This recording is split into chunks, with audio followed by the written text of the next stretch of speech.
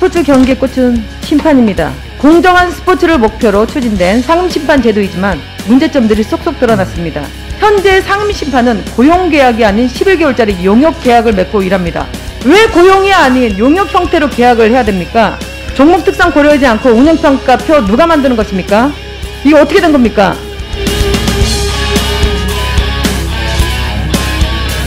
더불어민주당 경기강명갑 이모경 의원입니다. 스포츠 경기의 꽃은 심판입니다. 심판의 판정 하나로 승패가 좌우될 수 있기 때문이죠. 2013년 전국체전 태권도 서울대표 선발전에서 벌어진 승부 조작으로 인해 당시 피해 선수 아버지는 자살했고, 승부 조작을 청탁한 선수 부모와 지시한 협회 간부 7명은 입건되었습니다. 그 사건 후 대한체육회에서는 외부 이권이나 학연 등에 얽매이지 않은 공정한 전문 심판을 양성하는 목적으로 2014년부터 상임심판 제도를 운영하고 있습니다. 맞습니까? 예, 그렇습니다. 저도 편파 판정에 항상 메달을 빼앗겨 본 경험이 있는 사람으로서 너무나 좋은 사업이라고 생각을 합니다. 대한체육회는 상임심판을 선정 및 운영 전반을 관리하고 스포츠 정책과학원에서 평가 전반을 관리합니다. 맞습니까? 예. 스포츠 정책과학원으로부터 평가 수행 결과를 넘겨받아 대한체육회는 최종 결정을 하는 구조로 되어 있습니다. 맞습니까? 예, 그렇습니다. 현재 20개 종목 125명으로 상임심판을 운영하고 있는 걸로 알고 있습니다. 예. 애초에 공정한 스포츠를 목표로 추진된 상임심판 제도이지만 한편 살펴보니까 문제점들이 쏙쏙 드러났습니다. 심판 배정, 활동 일수에 대한 100일, 종목 간의 형평성 논란, 불공정한 운영평가, 종목 특성상 정년제 무시, 고용계약이 아닌 11개월짜리 용역계약 문제, 연차 무시, 용역비 동결 등이 있었습니다. 지금부터 질의하겠습니다. 화면 한번 보시죠. 상임심판들은 매년 성과평가를 받아 저평가자들은 퇴출됩니다.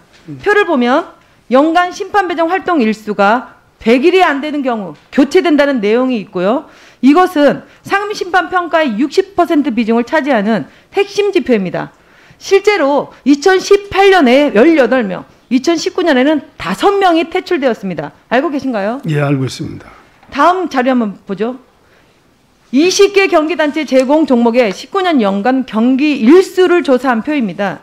종목 특성상 100일이 될 수 없는 종목 하키에서 우슈, 피겨, 쇼트트랙, 스키를 보게 되면 100일이 안 되니 운영평가대로라면 다 퇴출되어야 합니다.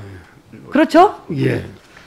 그런데 퇴출은커녕 운영평가에서 상위에 랭크되어 있습니다. 이 우측의 거를 보게 되면 다 상위에 랭크되어 있습니다. 이거 어떻게 된 겁니까? 이 부분은 지금 정확히 파악을 좀 못하고 있습니다만은 이 상임심판제 운영에 문제가 있다는 것은 알고 있습니다. 네, 제가 질의가 다 끝난 다음에 예. 다시 한번 답변해 주시고요. 종목 특성 고려하지 않고 운영평가표 누가 만드는 것입니까? 지금 위원회에서 하고 있습니다. 제가 이 운영평가를 논한 겁니다. 운영평가는 스포츠 정책과학원에서 만든 걸로 알고 있습니다. 예. 맞습니까? 예. 제가 앞서 말씀을 드렸습니다. 이경 회장님, 예. 조재기 사장님, 네. 제가 누구한테 질문을 해야 될지를 모르겠습니다. 헷갈립니다. 왜 양자로 일을 하시는지 모르겠습니다.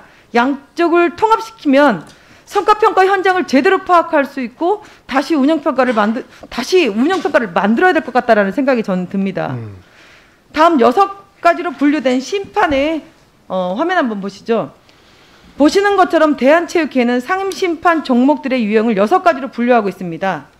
계측형, 점수형, 네트형, 정지 상태에서 상황 판단에 집중하므로 70세, 80세까지도 할 수 있습니다. 하지만 영역형 축구, 농구, 하키, 핸드볼 심판의 경우 체력적 부담으로 정년제가 빠릅니다. 종목 특성에 따라 심판 활동이 체력적 강도 편차와 배정 시간에 대한 차이가 있는데 여기서 문제점이 발생하고 있어요. 프로축구의 경우 영역형 만 50세 심판 정년제입니다. 프로야구의 경우에는 60세 심판 정년제가 있습니다. 여기서 또 문제점이 드러나는 거 보면 현재 상임심판은 고용계약이 아닌 11개월짜리 용역계약을 맺고 일합니다. 알고 계신가요? 예, 알고 있습니다. 종목 배정의 시간적 문제, 정년의 문제도 너무 큰 문제입니다. 4대 보험 지원도 없고 급여 인상도 개념도 없습니다. 즉 노하우가 쌓인 6년차 심판이나 경험이 부족한 막 입사한 1년차 심판이 똑같은 비용을 받으며 일을 하고 있다는 겁니다. 이건 있을 수 없는 일입니다.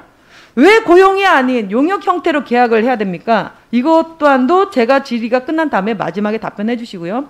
상임심판은 겸직 제한이 있는데 용역 계약을 할 경우 고용 관계가 아니므로 겸직 제한을 두는 것 자체가 문제라고 저는 생각을 합니다.